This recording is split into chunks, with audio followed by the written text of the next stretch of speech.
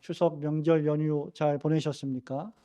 명절 연휴가 아주 긴데 그 연휴의 한가운데 여러분들을 교회에서 만나게 돼서 또 너무 기쁘고 새삼스럽게 반갑습니다.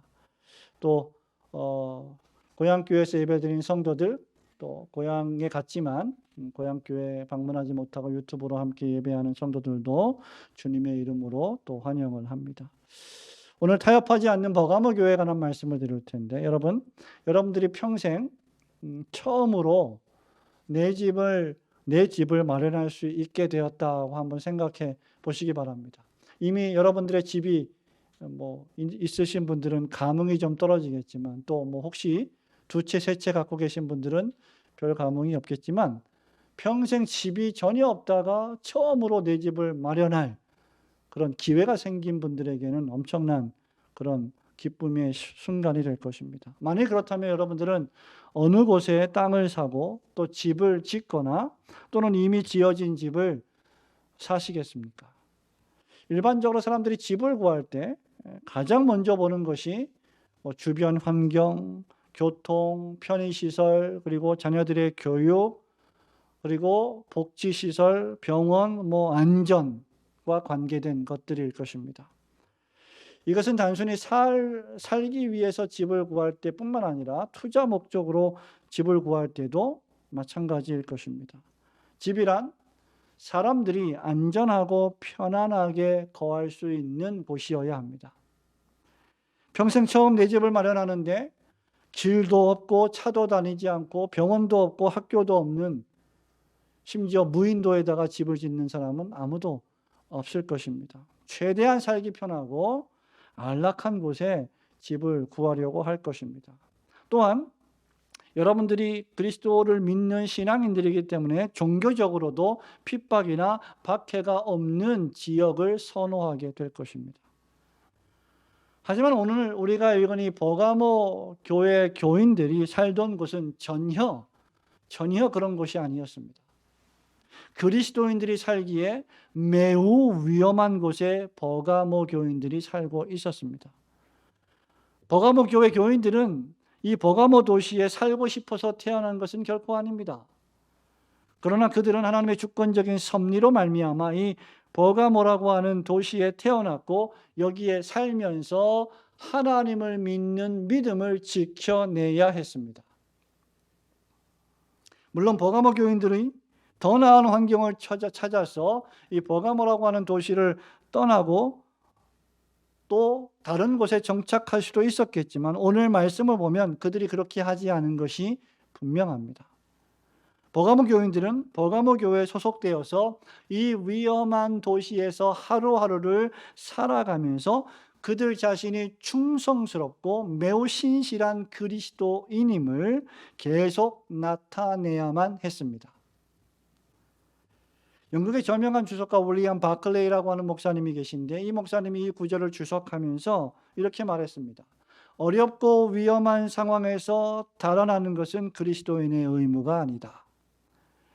그리스도인의 목표는 주어진 상황을 피하는 것이 아니라 상황을 정복하는 것이다. 그러니까 여러분들이 처한 상황이 어떠하든지 그 상황이 조금 불편하고 불쾌하고 싫다고 해서 도망치고 피하는 것이 아니라 맞서서 그것을 정복하는 것이 그리스도를 믿는 참된 신자들의 태도이다라는 말입니다.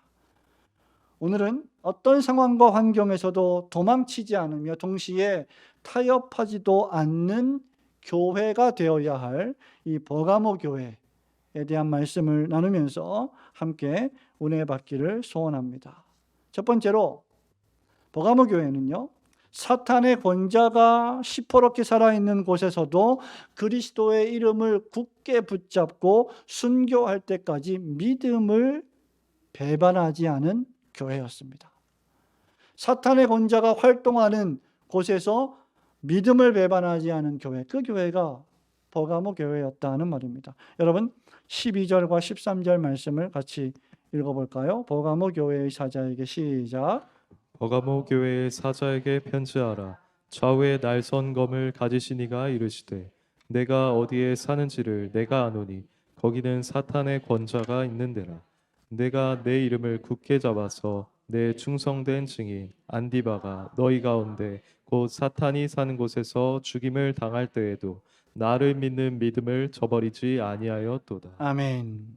우선 부활하신 주님은 버가모 교회 교인들 하나하나가 어디에 사는지를 잘 아신다고 말씀하고 계십니다. 그들은 버가모라고 하는 도시에 살았습니다. 사도 요한의 계시록을 들고 에베소 교회를 방문했고 서머나를 방문한 이후에 떠났던 이 요한계시록 서신의 전달자는 이제 버가모라고 하는 도시에 세 번째로 도착하게 됩니다. 버가모라고 하는 도시는 서머나에서 북쪽으로 약 60km 올라가고 거기서 동쪽으로 다시 꺾어서 16km 정도 내륙에 위치한 도시였습니다. 그리고 이 도시는 다른 도시들보다 무려 300m나 높은 곳에 위치해 있었기 때문에 요새처럼 안전했고 매우 그 경관도 수려했습니다. 버가모는 또한 로마 제국의 속국으로서 로마의 보호를 받는 대신에 소아시아의 로마 수도로 지정이 되었고 모든 일에 있어서 친로마적이었으며 로마가 파견한 총독이 다스렸고 로마 문화의 중심지였습니다. 자연히 예수 그리스도를 구세주로 황제로 고백하는 그리스도인들에게는 매우 적대적인 도시였음을 우리는 예측하게 됩니다. 그러나 우리 주님이 내가 어디에 사는지 내가 아신다라고 말할 때 비단 그것은 지리적인 곳을 의미하는 것은 아니었습니다. 주님이 말씀하신 버가모 교회가 사는 장소는 주님 스스로 말씀하시듯이 사탄의 권좌가 있는 곳이며 그리고 또한 사단이 사는 곳이다 라고 13절에서 말하고 있습니다. 여러분, 버가모는 가장 큰 제우스 신전이 위치하고 있었고 그 신전을 비롯해서 각종 다양한 로마의 우상 신들을 섬기는 신전들이 즐비하게 세워져 있었습니다. 도시 전체가 우상들에게 바치는 제물들이 가득한 신전들이 많이 있었다는 말입니다. 그리고 버가모 도시의 가장 주신은 주력의 신은 무엇이냐면 바로 의료의 신이라고도 잘 알려진 아스클레피오스였습니다. 이 아스클레피오스의 신은 그 문양이 뱀이었고 뱀이 그 상징적인 문양이었고 이 신은 치유의 신으로 알려졌습니다. 해마다 수많은 병자들이 그래서 여러 도시에서 이 버가모를 찾아와서 이 아스클레피오스 신전에 찾아와 제물을 드리며 치유와 회복을 기도했습니다.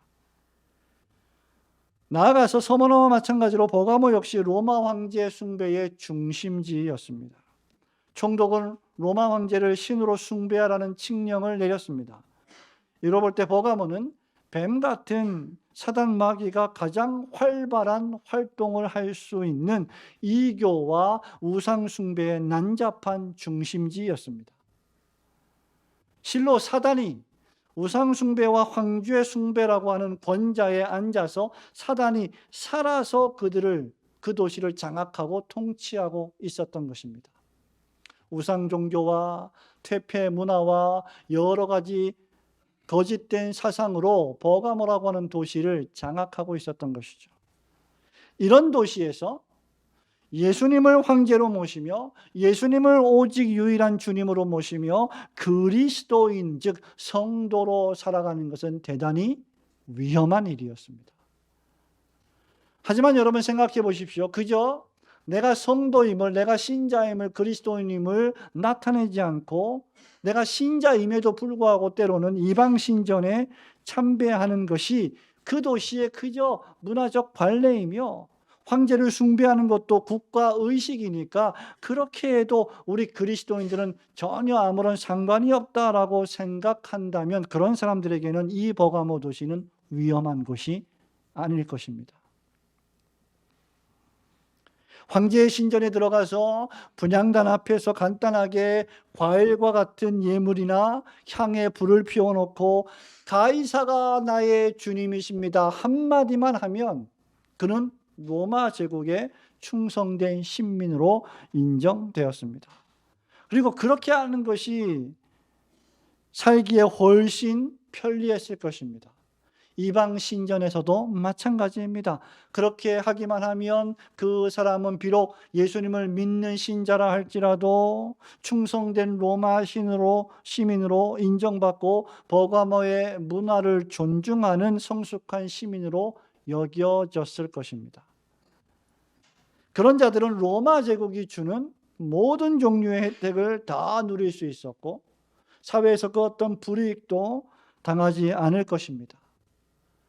여러분, 제가 지금 무슨 말을 하고 있습니까? 버가모 도시에서는 이 신도 섬기고 저 신도 섬기고 로마 황제도 숭배하고 예수님도 숭배하고 경배하며 모든 신을 섬기면 그 어떤 어려움도 당하지 않을 것이다 라는 말입니다. 마치 오늘날처럼 종교다원주의적 문화 속에서 매우 환영받을 만한 태도일 것입니다. 하지만 진실한 그리스도인에게 정말 자신의 죄를 예수께서 씻어주시기 위하여 이 세상에 오셨고 십자가에서 피를 흘리셨고 살을 찢기움을 당하시고 돌아가신 예수님을 진정으로 믿는 그리스도인에게 이런 행위는 배교 행위였으며 명백한 신성 모독이었습니다. 그들은 이방 신전에 절할 수 없었고 로마 황제 신전에 들어가서 가이사가 주이십니다라고 말할 수 없었습니다. 그들에게는 오직 한 하나님, 한 주님, 한 황제 예수 그리스도만 계셨기 때문입니다. 그 결과 그들은 잔인한 핍박을 받았습니다.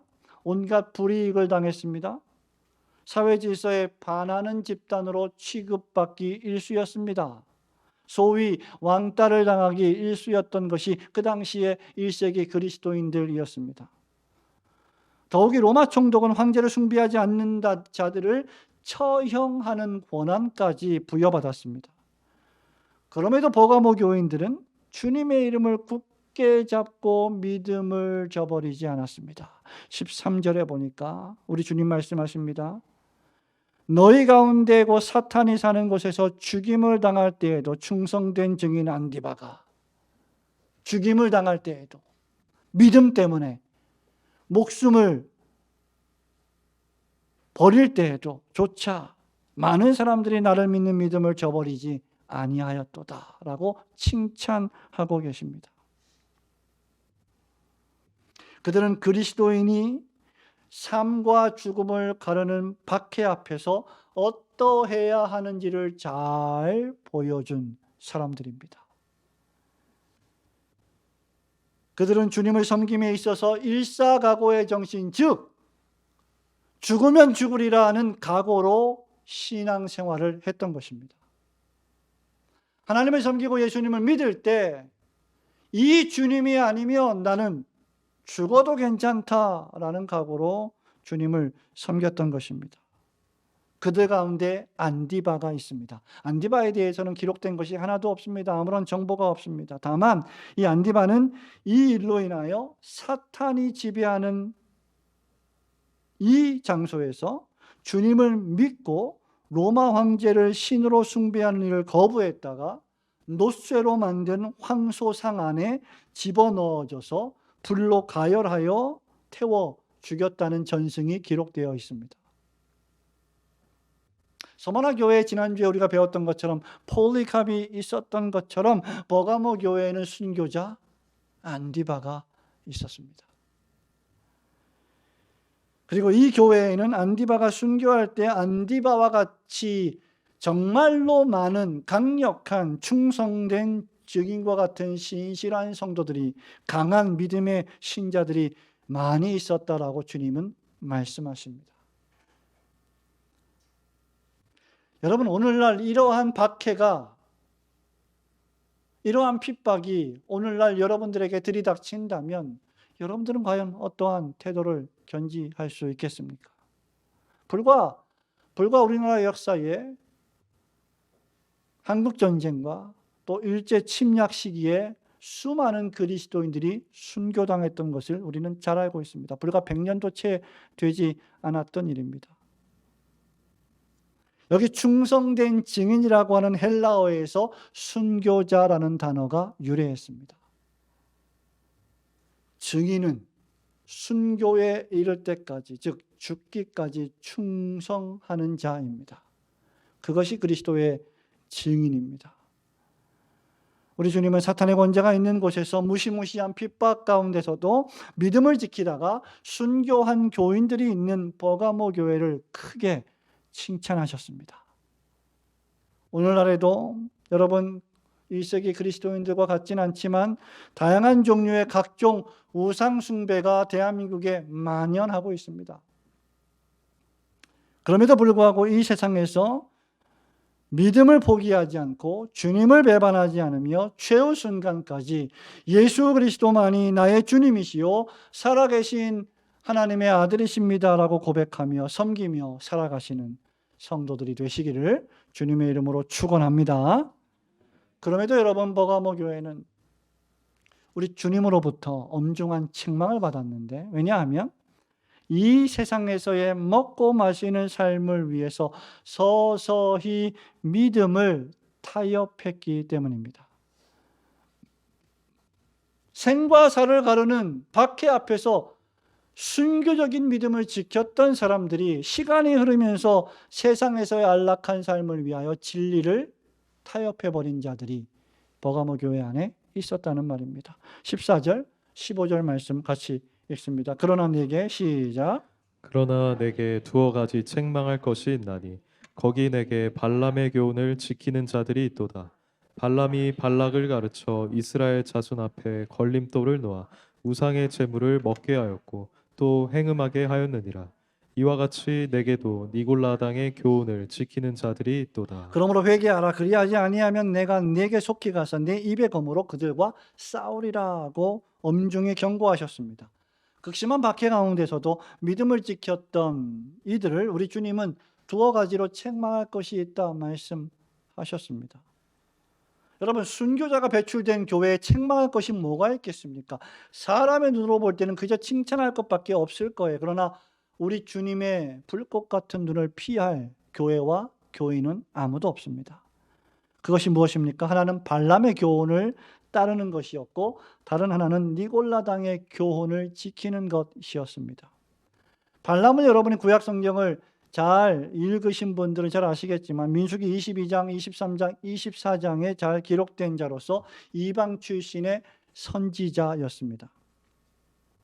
출애굽한 이스라엘 백성들이 가나안 땅을 정복하기 전에 통과해야 할 땅이 바로 모압 땅이었는데, 이 모압 땅의 왕이 발락이었습니다.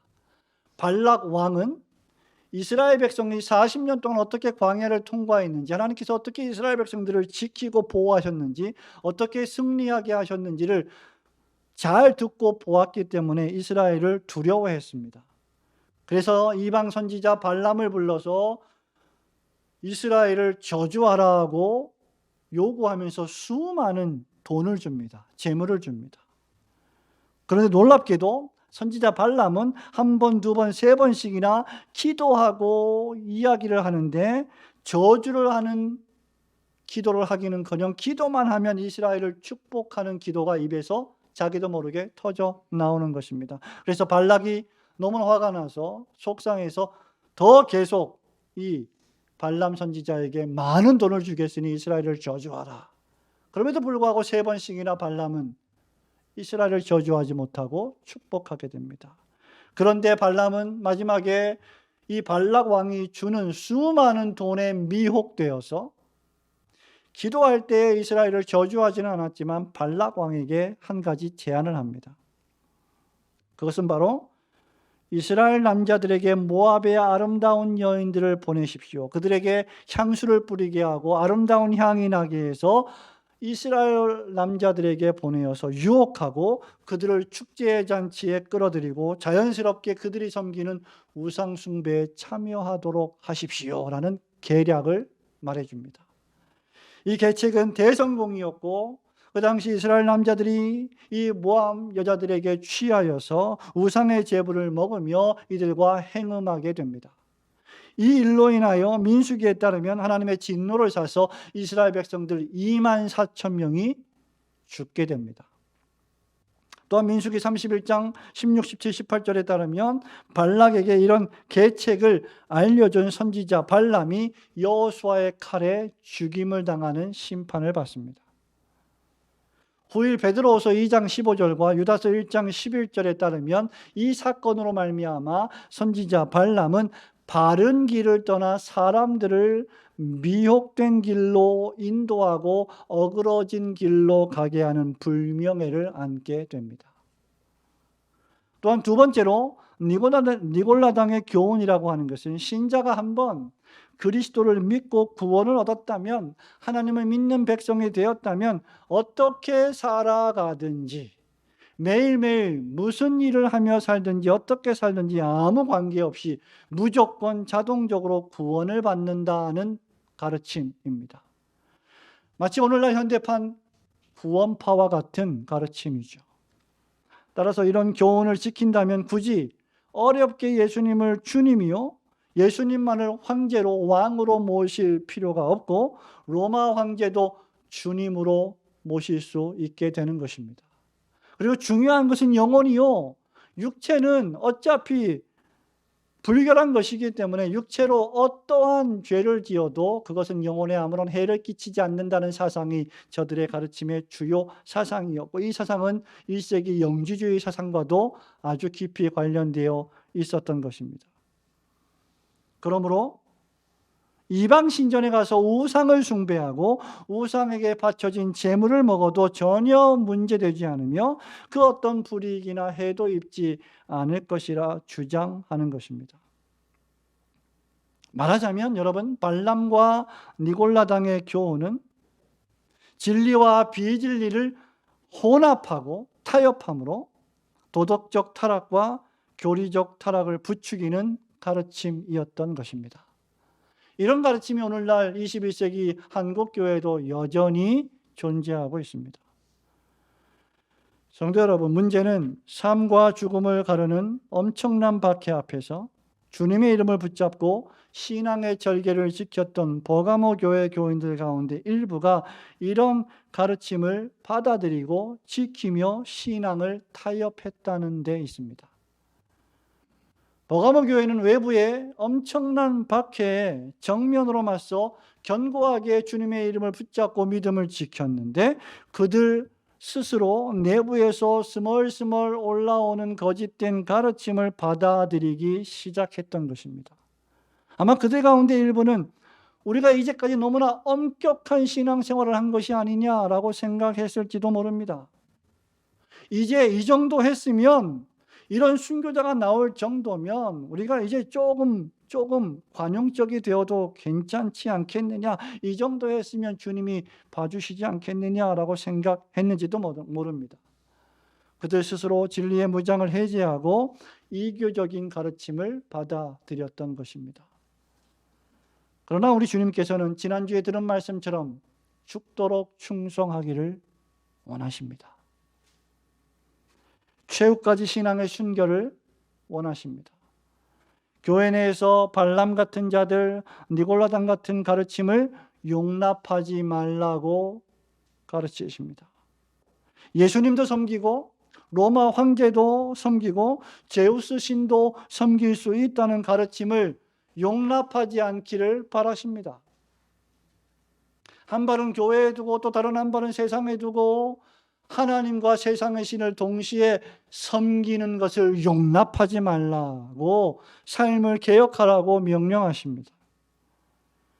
주님의 백성들과 함께 주님이 우리를 위해 흘리신 피와 찢기우 신사를 기념하는 성찬 예식에 참여한 후에 이방 신전에 가서 우상에게 바쳐진 제물을 먹으며 이방의 창기들과 행음해도 괜찮다라는 가르침을 용납하지 말라고 명하십니다.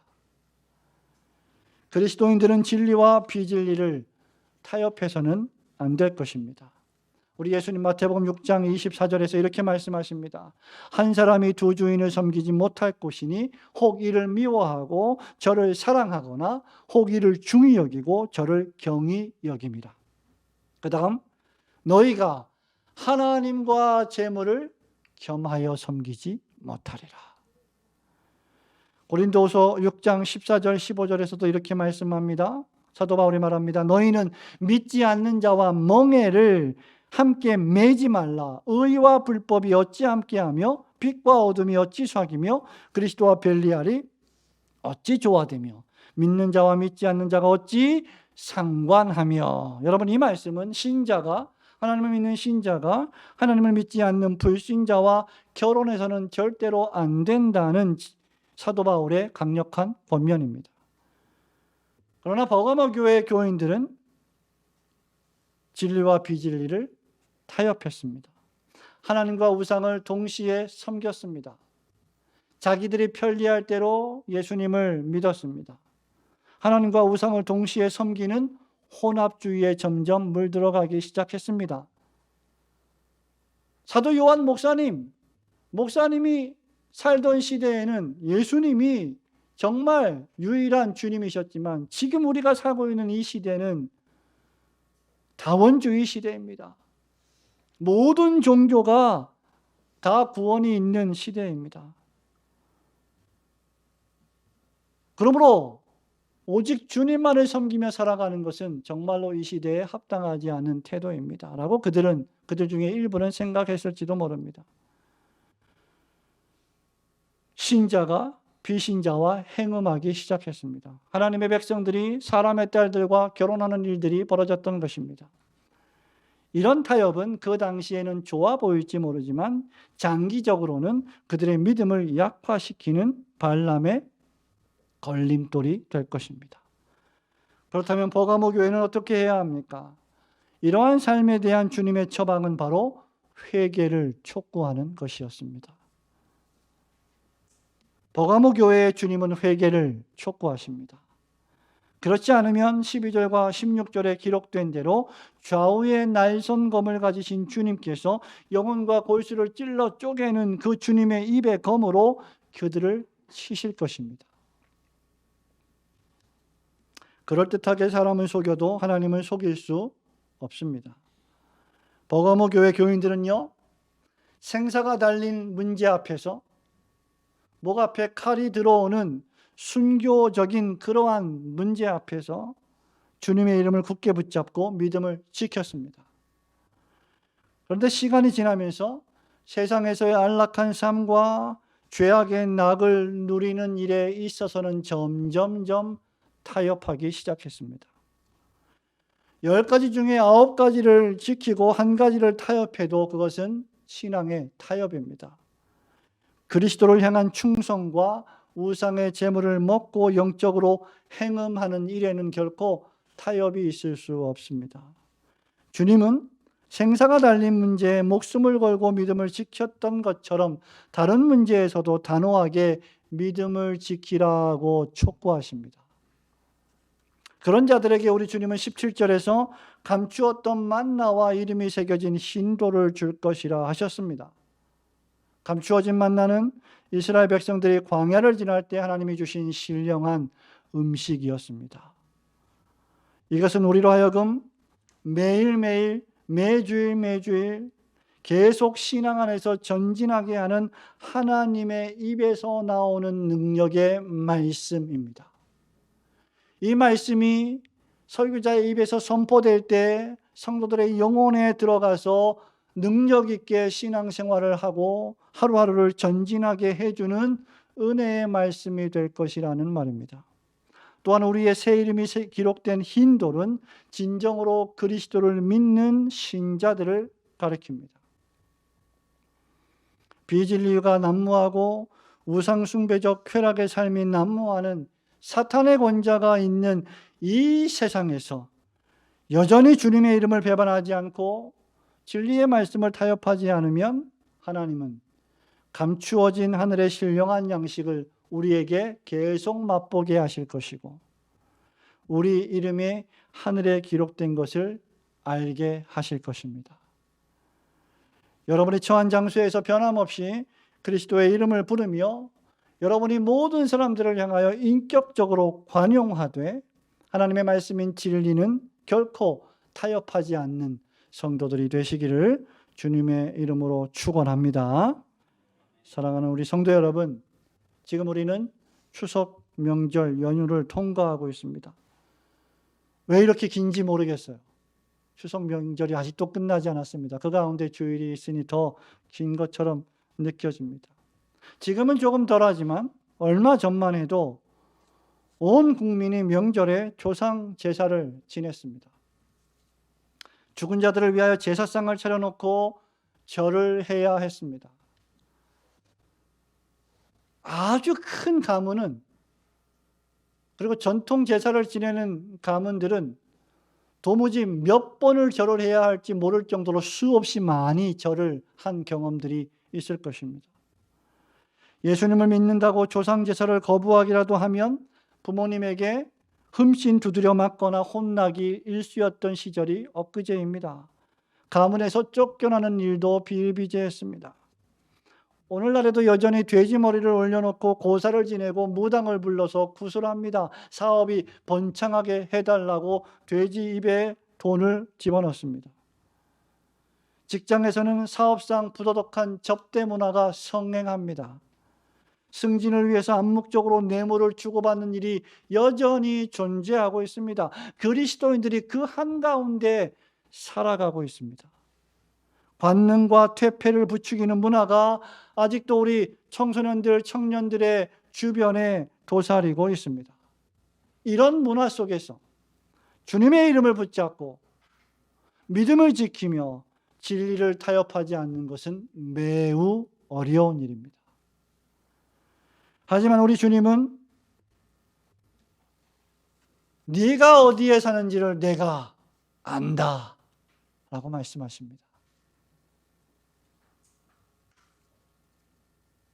그런 곳에서 너는 믿음을 지키며 살아야 할 사명을 가지고 있다. 도망하지 말라. 달아나지 말아라. 피하지 말아라. 진리의 말씀을 타협하지 말고 믿음을 지키라. 그리하면 감추어진 만나와 흰 돌을 주실 것이라고 약속하셨습니다. 그리고 축복의 약속은 오직 믿음을 지키는 자만 받을 수 있고 경험할 수 있는 축복이 될 것입니다. 여러분, 이 감추어진 만나를 맛보고 싶지 않으십니까? 이스라엘 백성들이 광야 40년 생활 가운데 하나님께서 수시로 만호우라고 하는 히브리어로 만나를 주셨는데 평생 생전에 한 번도 보지도 못했던 신기한 과자였습니다. 근데 이 과자를, 이 양식을, 이 신령한 양식을 우리 주님이 믿음을 지키고 진리를 타협하지 않으면 주시겠다 하고 약속하십니다. 저는 이걸 먹어보고 싶어요. 그리고 흰 돌이 어떻게 생겼는지도 보고 싶습니다. 우리 주님이 다시 오시는 그날까지 죽도록 충성할 때 그러한 자들에게 주시는 축복의 약속입니다. 성도 여러분, 여러분이 처한 상황이 어떠하든지 여러분의 믿음을 여러 비진리와 타협하지 않고 주님의 이름을 붙잡고 신앙을 고백하며 신앙의 전투에서 항상 승리하시는 성도들이 되시기를 주님의 이름으로 축원합니다. 아멘.